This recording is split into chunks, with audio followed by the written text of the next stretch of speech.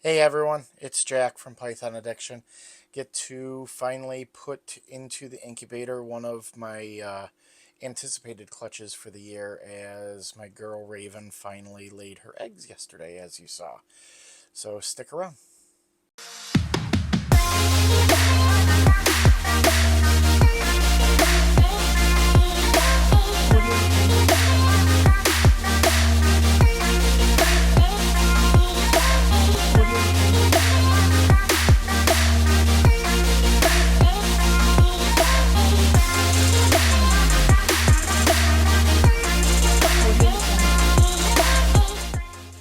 And hey everyone, thanks for joining me again.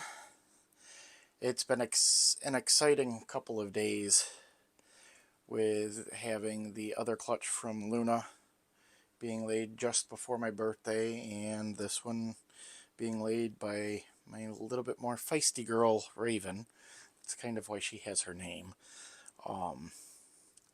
Earlier this morning, today's the 31st of May, so 2 clutches dropping in May, and we're going to go right into this.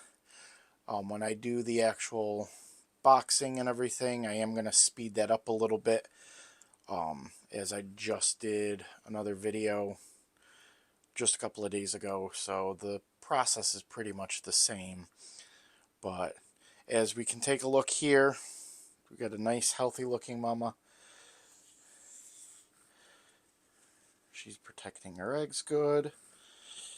Now this particular girl has no issues whatsoever with biting if she wants to. She has gotten me a couple of different times, including my fingers. So she mistook my fingers for a I'll put that back the way that it's supposed to go. She mistook my finger for a rat a couple of different times. So just as I did with Luna, taking a look, she's a little bit more of a heavier set girl, coming in normally at around 3,500 grams before she started ovulating. So, but she definitely, no sign of any additional eggs when I palpate down. So definitely looks like she's got everything out. So I'm gonna step away for just a moment to put her into another bin. She'll get washed off after I'm done recording this, to wash away the egg scent and everything like that from her. So one moment. And I am back. And as we can see, we have 2, 4, 6, 8, 9 eggs, and they all look good. She laid them sometime overnight, so, but going to get these all set right up.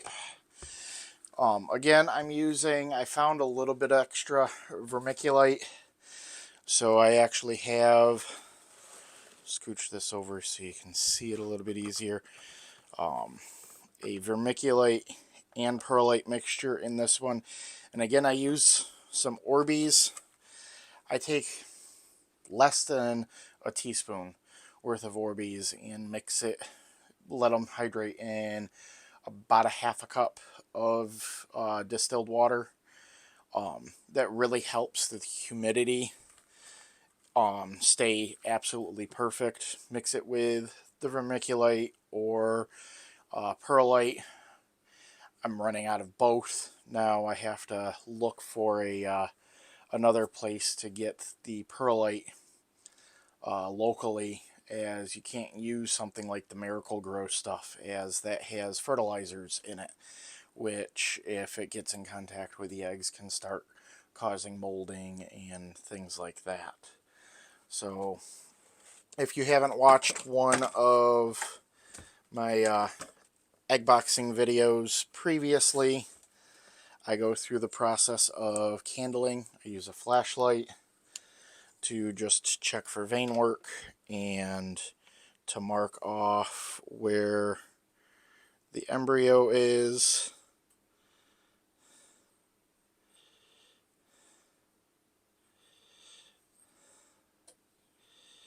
And there it is right there. That one was actually turned slightly. Now when I put these into the bin, I keep it away from the bin sides just in case condensation builds up on them or anything like that. And I do separate my eggs whenever I can, just to again make sure that if an egg goes bad or something like that, you're able to remove it a lot easier than letting them just all potentially go bad all together.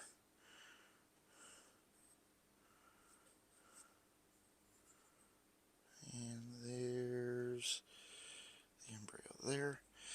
And people ask sometimes why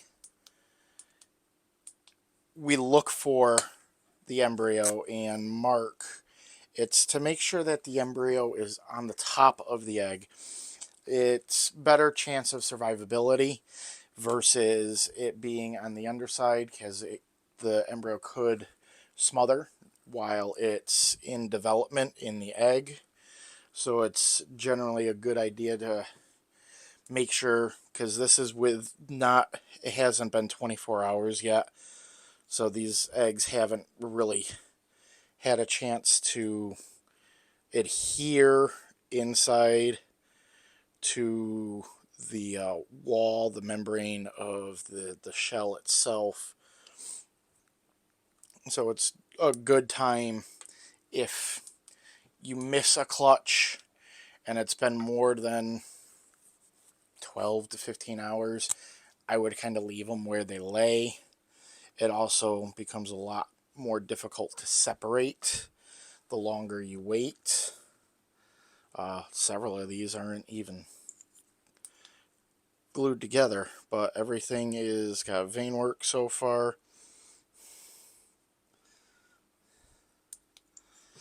If I see something that has no veins, I will still put it into a bin. I might separate it to see if it does go bad.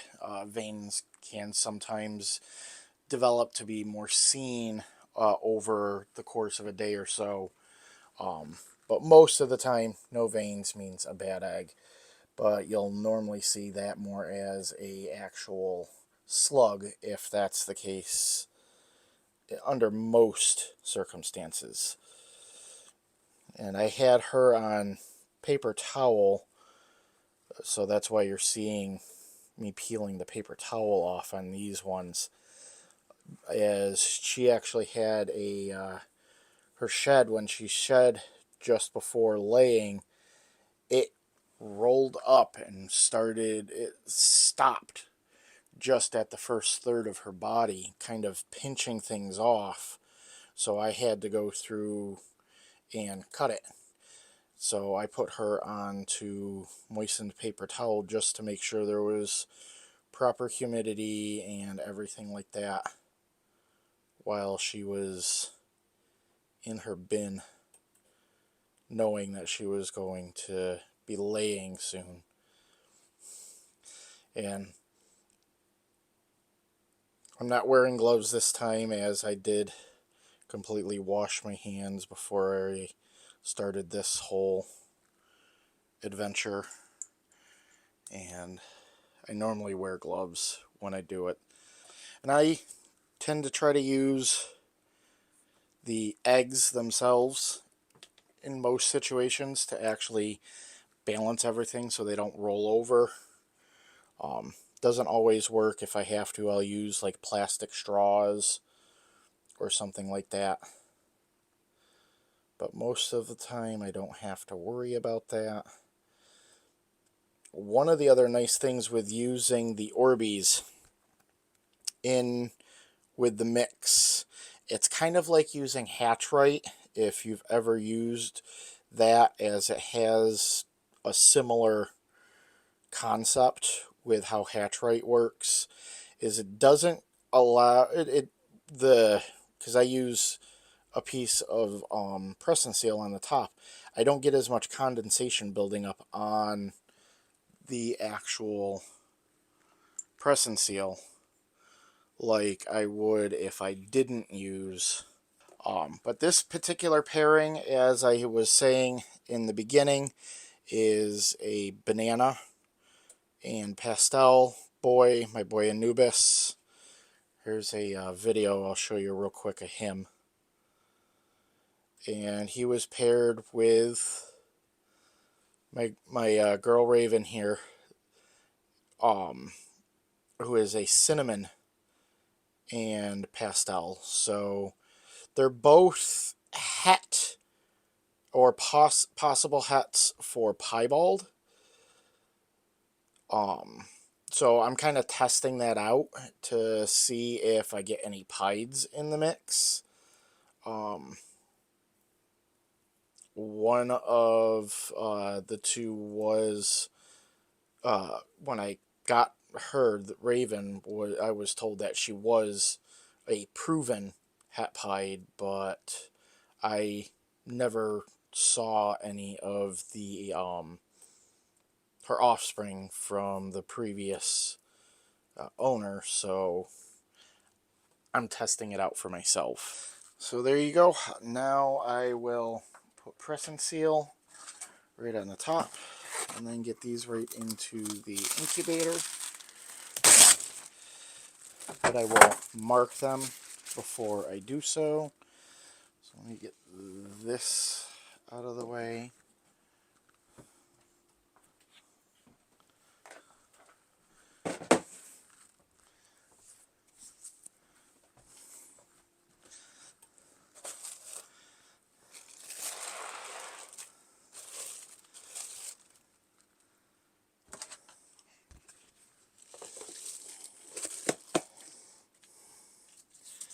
And as with all of them, I use Husbandry.pro to make all of my labels for everything. And as you can see right here, it has a QR code, but if I want to scan it, I can scan it to mark any activities on the eggs as they're in the incubator. So if one of them goes bad or something like that, I can quickly scan it and not have to worry about forgetting when I'm right there. And there we go. So this clutch is all set up to go into the incubator, and around day 55-ish is when I should be expecting babies. So I'll be keeping my fingers crossed until then to see exactly what comes out. If you like this video, please do hit that like button, as that lets me know what you guys are interested in seeing. If you have any comments, please do put them in the comments section below, as I do read all of them on a regular basis and do try to reply to everyone's comments. And also, hit that subscribe button if you haven't already subscribed. And hit that notification button as well, as that'll let you know when I put out new videos like this. I generally try to do at least one video a week, but sometimes more, depending on time and availability and what I'm, like today, having a clutch. I like to get those out as soon as possible. Another thing that you can do if you want to support this channel is join my Patreon.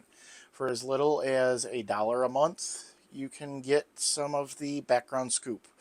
You'll get some early access to some of the videos before they actually release on YouTube to the public.